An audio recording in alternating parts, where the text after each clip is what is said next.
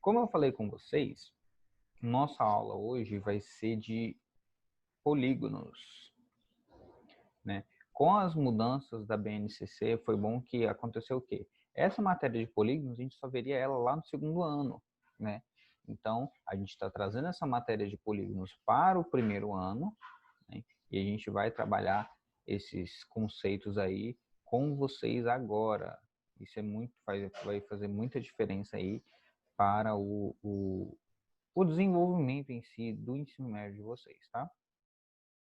Olha só, o que a gente pode relacionar por polígono de circunferência? Tá vendo aqui que ele já começa com o Mario Bros aqui, né? O Mario World, na verdade, bem antigo, e coloca assim, a arte de ladrilhar. Por que polígonos a arte de ladrilhar? Se a gente for perceber bem que a gente está e for entrar nesse mundo dos jogos e for perceber, tudo que a gente vê hoje é formado por polígonos, né? Se a gente pegar a, a nossa, vamos dizer, se a gente for pegar a nossa televisão hoje em dia, nossa televisão, a imagem formada na televisão é formada por polígonos. A imagem que vocês estão vendo aí na tela do celular de vocês é formada por polígonos. Você fala, não, Juan, não é polígono. Por quê? Porque eu vejo a imagem bem definida, tudo certinho, tá? Aí a gente entra no caso da resolução, né, dos pixels.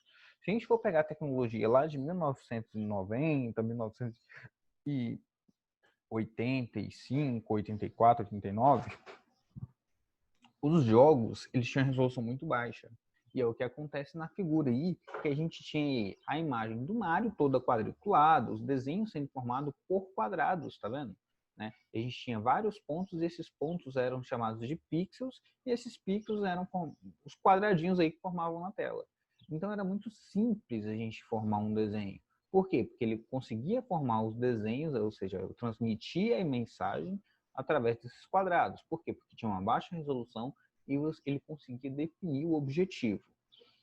Com o passar do tempo, com o passar dos anos, essa resolução ela foi sendo melhorada, né? Ou seja, eles tinham uma resolução lá de 260 pixels, por exemplo, um quadro, 144 pixels por 260, então é uma resolução muito pequena.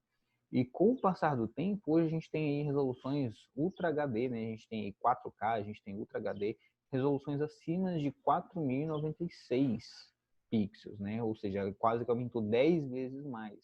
Então é como se um quadradinho desse aqui, ó, fosse um pedacinho da tela do que a gente tem hoje, né? Seria um décimo da tela. Por isso que a gente percebe que a resolução vai aumentando. É igual acontece quando você tira uma foto, né? Quando você tira uma foto, ela é formada por pixels, né? Pixels são pontos na tela. E às vezes você percebe que a imagem, dependendo do tipo de cor, ela vai mostrar uma diferença de coloração entre uma e outra, né? Se eu olhar aqui, ó, entre esse verde aqui e esse preto, ele faz uma sombra aqui, e essa sombra é um verde mais escuro. Tá vendo? Ao redor que normalmente tem uma sombra. Para quê? Para denotar detalhes, para denotar sombras, e isso tudo é formado por polígonos. Com o avanço da tecnologia, tudo isso foi melhorado, tá? Então vamos lá. Polígono zero usado, vai ser usado e vai continuar sendo usado pelas áreas de tecnologia, tá? E a gente vai entrar aqui nos polígonos mais notáveis que a gente tem, né? Porque na matemática, a gente não vê só quadrados ou quadriculados. A gente tem aí os trapézios, né? Trapézio, que é essa figura onde a gente tem duas bases paralelas, tá vendo? Essa base é AB, paralela à base CD, e a gente tem os outros dois lados em si, aleatórios, não precisam ser necessariamente iguais, tá? Só que esse trapézio, ele é denotado justamente por ele ter bases paralelas. Então é como se a gente falasse que essa base DC seria a base maior, essa base AB seria a base menor, e a altura seria determinada por... Só um momento. A altura seria determinada por um segmento de reta que formaria um ângulo de 90 graus com as bases desse trapézio, ou seja, essa aqui seria a minha altura, certo? Então, isso que a gente denota o trapézio. Então, olha só, eu posso falar que isso aqui é um trapézio? Sim, né? E o trapézio, ele vai me indicar que essas bases aqui, ó, AB, é paralelo a ADC, e esses ângulos aqui, ó, A e D, eles são colaterais internos, né? E são suplementares, ou seja, a soma deles vai dar quanto? 180 graus, tá? Sempre 180 graus, isso aí. Beleza. Classificação. Então, quais são os tipos de trapézio que a gente pode ter? A gente pode ter o trapézio reto, retângulo, tá vendo? Trapézio retângulo, onde um dos lados, ou seja, tá vendo que aqui ó, forma um ângulo de 90 graus? Então é importante a gente definir. Por quê? Se aqui forma um ângulo de 90 graus, esse segmento AD aqui ó, é a própria altura do trapézio. E as bases são AB e DC.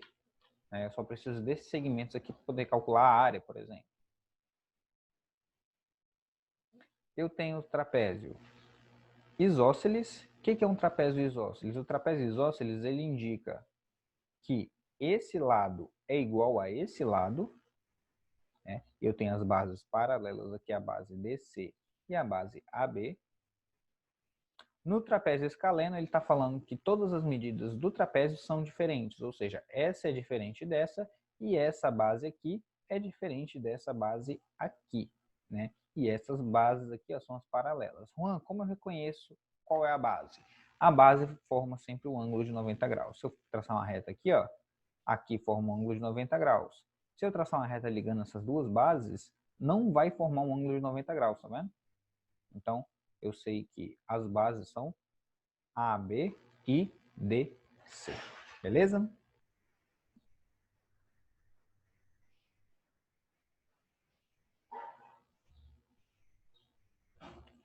A gente tem como polígonos e quadriláteros notáveis os paralelogramos.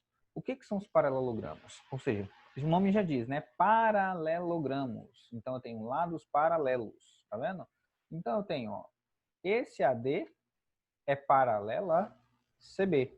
Consequentemente, AB é paralelo a DC. Tá vendo? Então, esse é paralelo a esse e esse é paralelo a esse. Para isso acontecer, esses lados aqui, ó, devem ser iguais, tá? Então, como esses lados devem ser iguais, olha só, qual a diferença desse aqui para o trapézio? Porque isso aqui é igual a isso. No trapézio eu tenho um lado maior, um lado paralelo maior, certo? Então, no paralelogramo eu tenho aí essa propriedade. Então, qual a consequência que eu tenho aqui também? Se eu somar esse ângulo aqui, D, com o ângulo A, eles são também suplementares, do mesmo jeito do trapézio, tá vendo? Se eu somar esse ângulo C com o ângulo B, eles também são suplementares da mesma forma que o trapézio, tá bom?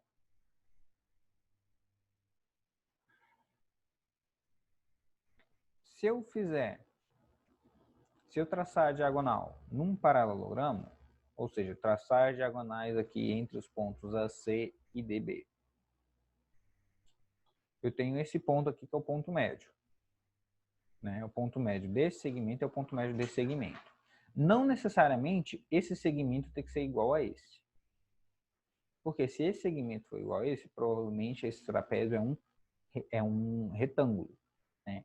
Então, eu tenho esse segmento igual a esse, porque como isso aqui é o ponto médio, ele separa esse lado ao meio. Como esse aqui é o ponto médio, ele separa esse lado ao meio. Então, esse segmento é igual a esse. Então, a partir dessas informações aqui, eu consigo lá na frente chegar a algumas conclusões que a gente vai mostrar quando a gente for calcular áreas de polígonos, por exemplo. Ele está falando aqui, ó, observação. Um paralelogramo não precisa ter todos os lados nem todos os ângulos com a mesma medida, como ilustrado a seguir, tá? Então, é importante a gente lembrar que a gente tem algumas restrições quanto à definição do paralelogramo. Por exemplo, eu posso falar que um retângulo é um paralelogramo? O que vocês acham?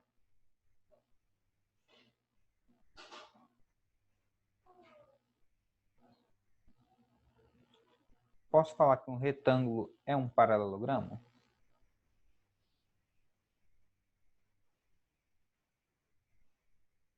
Alguém? Aí, ó, estamos respondendo que sim. Se a gente for ver, olha só, qual a definição de paralelogramo? Esse lado paralelo a esse, não é? Esses lados são paralelos? Sim. Esse lado é paralelo a esse? Sim. Né? Então, isso é um paralelogramo. Só que aqui, ó, tá vendo? Se eu somar esse ângulo com esse, vai dar quanto? 180 graus. Então, esses ângulos são suplementares também. A única diferença aqui é que eu tenho todos os ângulos aqui, ângulos de 90 graus. Então, se eu tenho ângulos de 90 graus, e todos os ângulos são de 90 graus, eu posso falar que esse paralelogramo ele é um retângulo, tá? Então, isso que diferencia um retângulo de um paralelogramo. Eu posso falar, todo retângulo é um paralelogramo? Sim. Mas posso falar, todo paralelogramo é um retângulo? Não. Certo? Isso aí, gente. Certinho. Isabela, quer falar alguma coisa?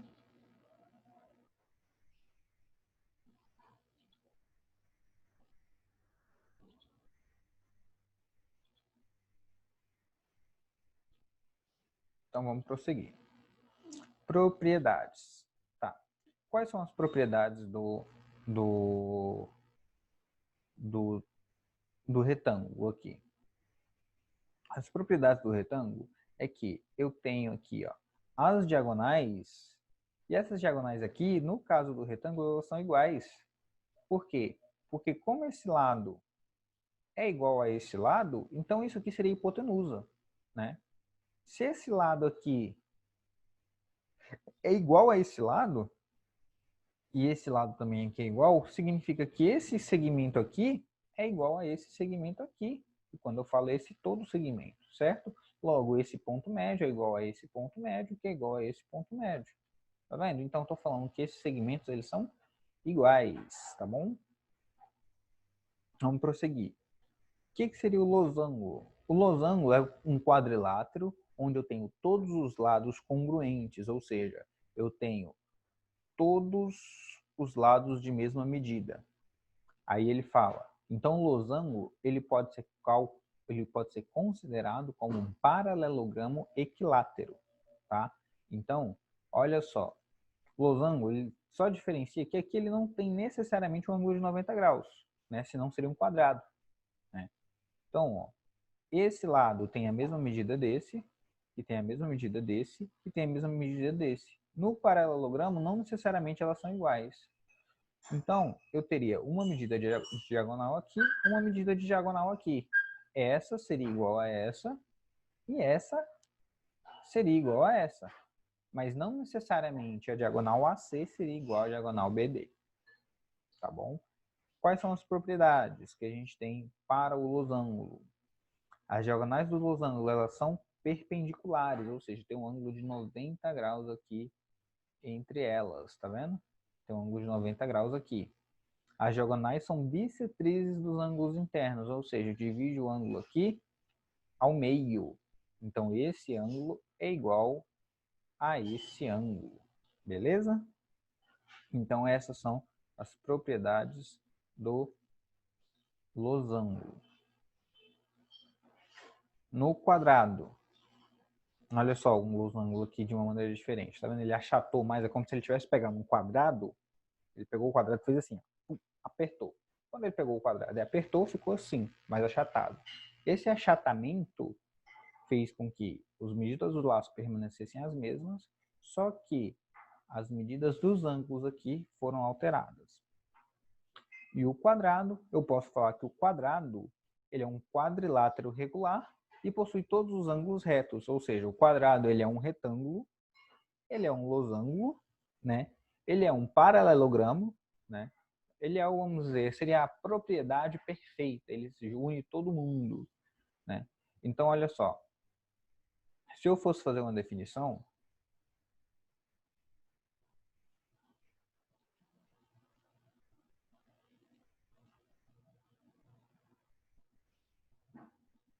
seria mais ou menos assim, ó. Eu tenho todo o conjunto dos quadriláteros. Por fora aqui eu tenho os trapézios. Por que os trapézios? Os trapézios, eles me representam... Os trapézios, eles me representam que eu tenho duas bases paralelas, certo? Depois eu tenho os paralelogramos. Os paralelogramos, eles me representam que eu tenho o quê? Eu tenho ambos lados paralelos, né? Eu tenho esse lado paralelo a esse e esse lado paralelo a esse. Beleza. O retângulo é um paralelogramo. Consequentemente, eu posso considerar um retângulo como um trapézio, porque ele tem duas bases paralelas. O losango, ele é um paralelogramo, isso a gente viu, e consequentemente eu posso considerar um losango, na verdade, não um trapézio, né, porque eu não tenho duas bases aí que são paralelas. Mas dentro dos paralelogramos, eu tenho aqui o quadrado dentro de todo mundo, ó. Por que dentro de todo mundo eu tenho um quadrado? Porque o quadrado, ele é um losango, por quê? Porque as medidas do seu lado são iguais, né? Eu posso ter um losango com todos os lados sendo um trapézio? Posso, né? Mas o quadrado especificamente é o que está na maior restrição de todos. Por quê? O quadrado, ele é, vamos dizer, a forma geométrica mais perfeita nos quadriláteros, tá? E a gente tem os outros quadriláteros irregulares que estão aqui por fora dos trapézios, fora dos paralelogramos, enfim. Esse seria o resumo aí dessa primeira parte da aula. Então vamos lá. Ele fala assim na questão: em cada item, utilize a malha quadriculada para desenhar a figura pedida. Um trapézio que não é paralelogramo com bases na vertical. Então eu quero um trapézio que não é um paralelogramo com base na vertical. Eu não vou desenhar isso aqui agora para que vocês tentem fazer isso aí em casa sozinhos e a gente refaça isso depois corrigindo. Acho que fica melhor para vocês tentarem desenhar aí, já que é algo prático, tá? Vamos fazer as outras questões que exigem conta, que aí dá para a gente tentar fazer aqui com vocês. Olha só, questão 2. A medida em metros do lado de um quadrado, onde o comprimento de cada uma das diagonais é 2 metros, é igual a... Então vamos lá. Ele falou a medida em metros de um lado de um quadrado. Esse aqui é o quadrado. E ele falou aqui, ó, onde o comprimento de cada uma das diagonais é 2 metros. Então ele está falando que isso aqui é 2 metros. Fala para mim aí, já que eu tenho a diagonal 2 metros, qual vai ser a medida do lado? Qual vai ser a minha medida de L aqui? Alguém consegue calcular aí? O que a gente pode fazer? Qual ferramenta a gente pode usar? Pitágoras? Pitágoras, isso aí. Então, ó, eu ficaria como? 2 ao quadrado, né? É igual a L ao quadrado mais L ao quadrado. Não é isso? Tem uma fórmula para saber a diagonal. Vamos achar a fórmula? Olha só. Então, eu sei que a diagonal ao quadrado vai ser igual ao lado ao quadrado mais o lado ao quadrado. Então, a diagonal vai ser o quê? A raiz, vou colocar um V aqui, de 2L ao quadrado. Logo, a minha diagonal, então, vai ser L raiz de 2. Esse é o valor da minha diagonal. Então, o valor da minha diagonal é L raiz de 2.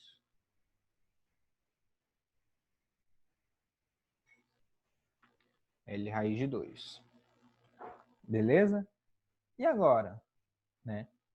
Eu tenho o valor da diagonal. Quero saber o valor do lado. Quanto vai ficar? Já me deram a resposta aqui no chat, viu? Só para avisar. Eu posso substituir ou aplicar a regra que eu já achei, né? Se eu substituir aqui na expressão, ó, a diagonal é igual a 2. Isso aí, gente.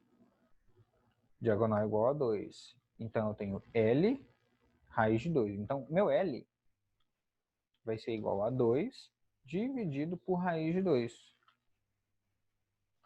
Se eu racionalizar isso aqui, né? Se eu racionalizar, que eu multiplicar por raiz embaixo e raiz em cima, eu vou ficar com 2 raiz de 2 sobre 2. Então, no caso, meu L vai ser igual a raiz de 2. Tranquilo, gente?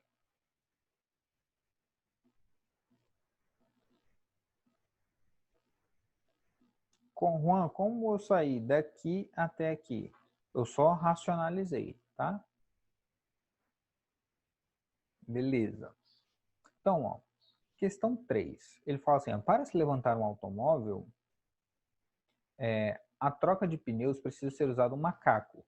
Um dos modelos existentes está presente na figura ao lado, né? Nesse modelo, ao girar a manivela, alteramos a medida da diagonal AB. Tá vendo? Essa diagonal AB aqui. E ele fala, e consequentemente, a medida da outra diagonal, fazendo com que o carro subir ou descer.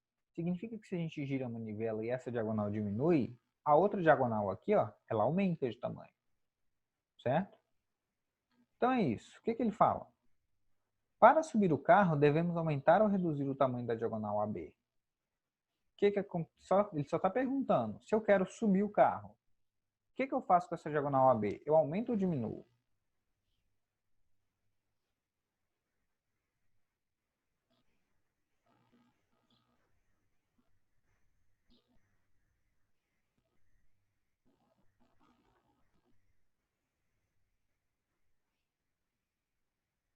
E aí, gente?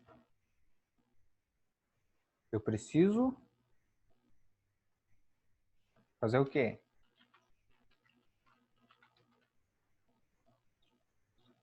Tem uma resposta aqui, outra resposta.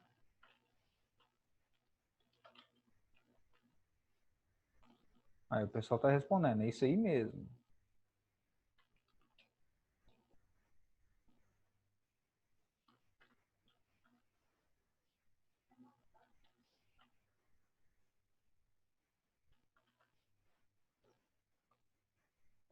Então, ó, olha só, se eu quero aumentar, se eu quero fazer o carro subir, né? Então significa que essa diagonal aqui, ó, essa diagonal aqui, ela tem que aumentar de tamanho. Essa diagonal ela tem que aumentar. Para isso aumentar, eu preciso reduzir esse tamanho de AB. Então, o que eu tenho que fazer? Eu vou reduzir o tamanho de AB para que esse tamanho aqui aumente. Certo? Porque ele vai formar da mesma figura aqui, com esse lado igual a esse lado vai diminuir, né? Aumentando, fazendo esse lado aqui aumentar. Então, é justamente isso que a gente tem aí. Tá? Então, eu preciso reduzir aqui para aumentar essa diagonal. Tranquilos, tranquilos? Podemos prosseguir? Então, questão 4. Assinale V ou F conforme as alternativas a seguir, seja verdadeiras ou falsas, e justifique brevemente sua resposta. Então, vamos lá. As diagonais do losango são perpendiculares entre si? Isso é V ou F? Ó, estão respondendo aí. Isso é V ou F? É. Certo, né? Beleza. A próxima. que ele fala? Se um quadrilátero possui diagonais perpendiculares entre si, então ele é um losango?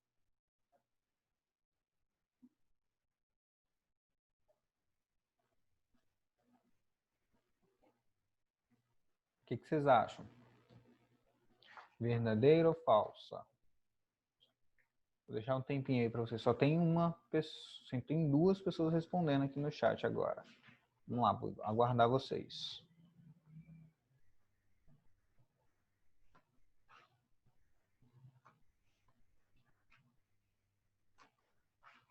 E aí, gente? Tem gente achando que é verdadeiro, tem gente achando que é falsa.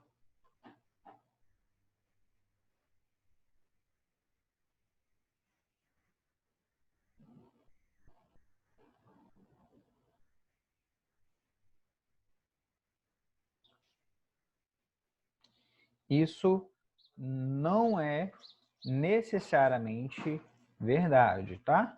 Ele não é necessariamente verdade. Isso é falso, tá bom? Então, ó, se um quadrilátero ele possui diagonais perpendiculares entre si, ele é um losango, né? Então, não necessariamente ele ser um losango, quer ver? Não necessariamente ele ser um losango vai impedir com que ele tenha diagonais perpendiculares, tá? Então essa alternativa é falsa. Vamos para a próxima. As diagonais de um retângulo são congruentes, ou seja, isso aqui é verdadeiro ou falso? Isso é verdadeiro, tá? A próxima.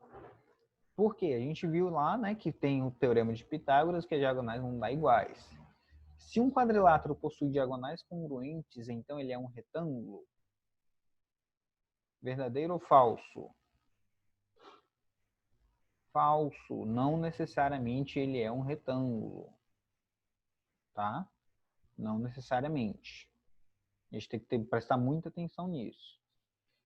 O próximo, ele fala, se as diagonais de um paralelogramo se cruzam num ponto médio de ambas. Isso é verdadeiro. Verdade. Isso aí, verdadeiro. É o que a gente acabou de ver aí na teoria. Se as diagonais de um quadrilátero se cruzam no ponto médio de ambas, então ele é um paralelogramo? Isso é verdadeiro também, tá? Isso aqui entra um critério de semelhança também, porque a gente tem o quê? A gente tem aí um critério de semelhança lado, ângulo, lado, porque eles vão ter lados iguais e ângulos iguais, tá?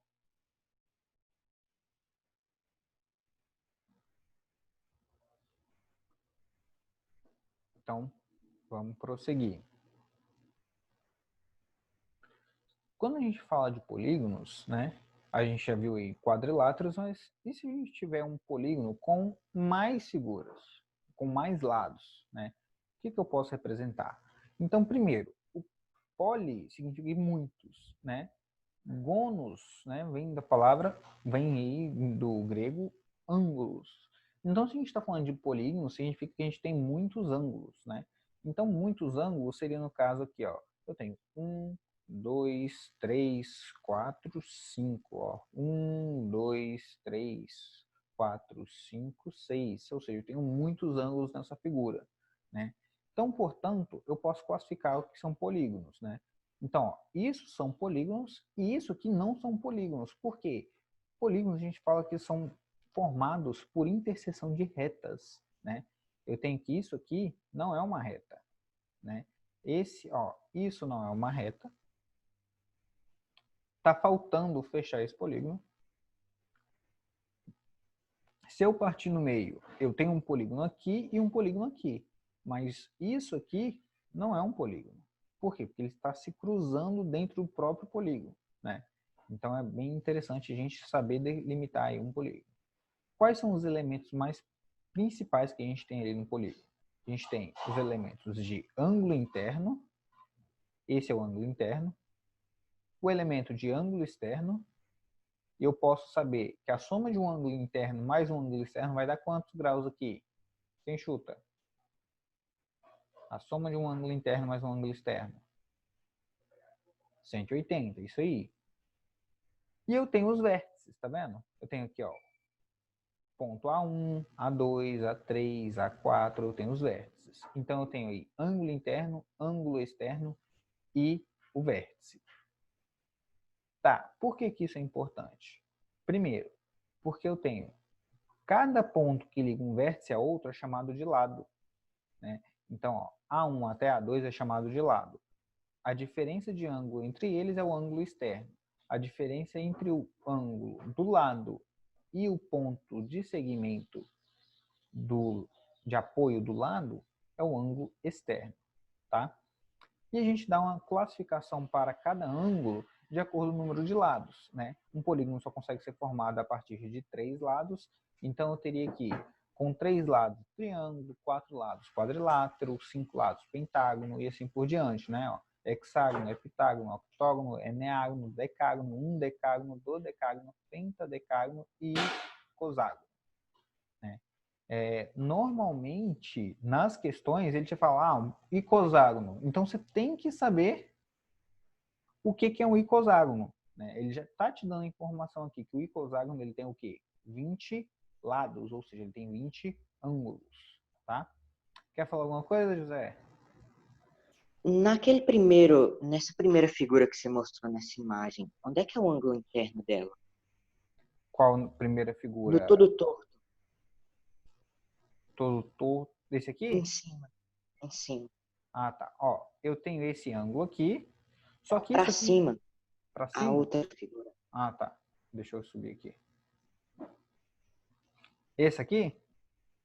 É, Ó, eu tenho esse ângulo interno, esse ângulo interno, esse ângulo interno, esse ângulo interno, tá vendo?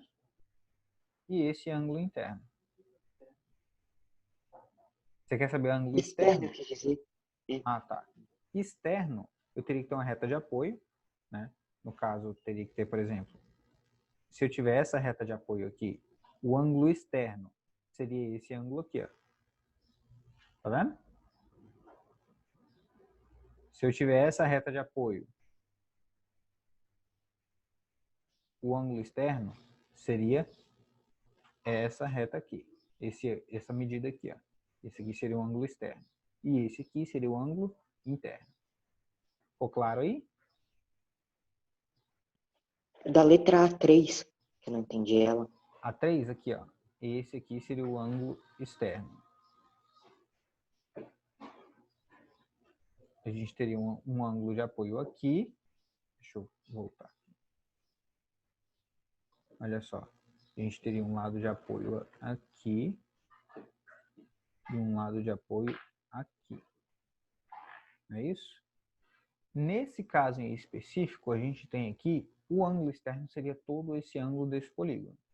Por quê? A gente vai ver aí para frente que a gente tem classificações de polígono. A gente tem polígonos convexos e polígonos não convexos. Tá? Então a gente vai fazer a determinação para polígonos convexos. Tá? Esse aqui é um caso de polígono não convexo. A gente vai chegar nele já já. Beleza. Quantas horas, gente? Rapidinho. Deixa eu só dar uma olhada. 26. Olha só. Então, um polígono de n lados é denominado n-látero. Né? Nos demais casos, não representados na tabela, são chamados de polígonos de n lados. Tá? Então, se a gente tiver um polígono de 30 lados, polígono de 30 lados. É assim que a gente vai representar aí nossa figura.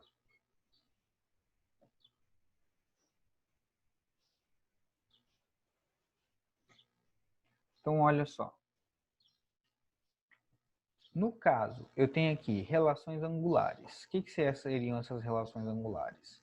Se eu quiser saber, por exemplo, a soma de todos os ângulos internos desse polígono, como é que eu faço? A soma de todos os ângulos internos desse polígono, eu posso representar da seguinte maneira. Ó. Tá vendo que eu quiser somar esse ângulo, esse ângulo mais esse ângulo mais cada um desses ângulos? A maneira mais simples de saber isso é se eu fizesse separar esse polígono aqui em triângulos. Olha só, quando eu separo em triângulos, eu estou pegando, você fazendo aqui um triângulo, ó, estou fazendo aqui outro triângulo, estou pegando desse vértice aqui outro triângulo, pegando aqui outro triângulo, pegando aqui outro triângulo, aqui outro triângulo.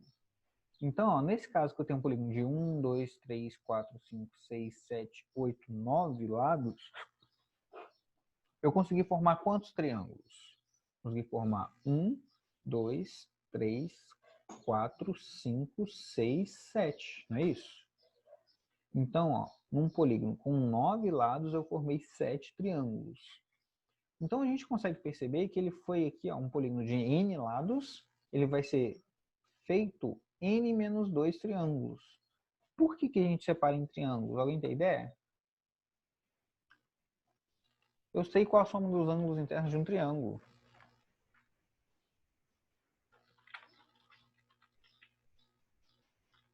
Qual a soma dos ângulos internos de um triângulo?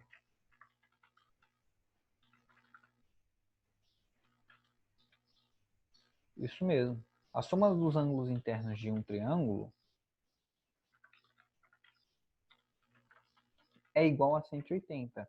Então, se eu tenho igual a 180 graus, significa que esse polígono aqui, de 9 lados, ele tem 7 triângulos, né? Então, são 7 vezes 180 graus. Justamente, é isso mesmo, Henrique. O que eu faço? Como eu já sei o número de triângulos que ele tem, eu pego o número de triângulos e multiplico por 180 e acho o meu resultado. Então, é exatamente isso. Então, significa que a soma dos ângulos internos de um polígono vai ser o número de triângulos que ele tem, que é no caso n menos 2, que multiplica 180 graus. E esse é o meu resultado aí para a soma dos ângulos internos de um polígono. Tranquilos? Ok? Estão respirando? Tudo bem? Ô, Juan, Oi. é o número de triângulos menos 2? Não, Vai ver se... é o número de lados, desculpa. É o número Ah, de tá. lados menos 2, Entendi. tá? Que aí, ó, o número de lados menos 2 vai dar um número de triângulos. Né? Eu tinha 9 lados aqui, eu achei quantos triângulos? 7. Quer ver? Vamos fazer um outro exemplo aqui? Ó, no quadrado, no quadrilátero. Eu tenho 4 lados. Com 4 lados, eu consigo formar quantos triângulos? 2. Então, seria 2 vezes 180. Por isso que a soma dos ângulos internos de um quadrilátero é 360 graus. E eu posso fazer isso para hexágono, para heptágono, para qualquer polígono eu consigo aplicar essa regra geral aqui, tá?